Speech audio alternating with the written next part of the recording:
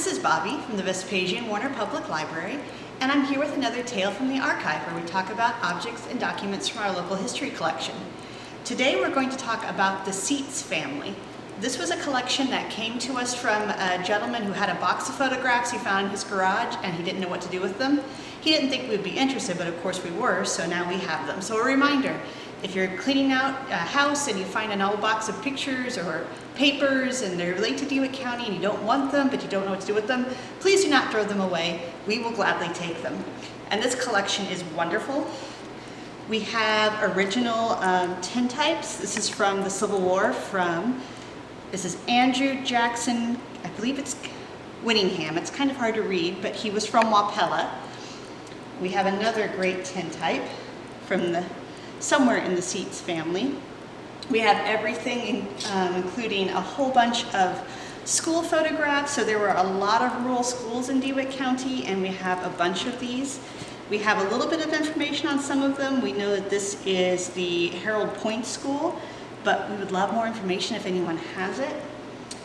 Some of these are very much slice of life. This one just says, a picture of my ma when she was baptized, 1898. So this was a half mile from Rock Creek School. So I thought this was just a wonderful picture, and I don't know if this is the same event, but this was also a Sunday school picnic down at the camp meeting. I don't know where or when exactly, but it's absolutely wonderful to have. I have a little bit more information on this photograph. This was taken at the Kopenbarger home in on Waynesville Road in Wapella. And I just love the clothes, I love the faces. I would love to know if this house still exists. So again, if anyone has information on the Seats family or the Kopenbarger family, please put it down below. Sadly, a lot of the photographs are not identified. We have this one of this, well, it could be a boy or a girl. Honestly, it's hard to tell at that period, but it's just a great photo, but we don't have any information about it. And we also have some World War II photographs that we are trying to find information for.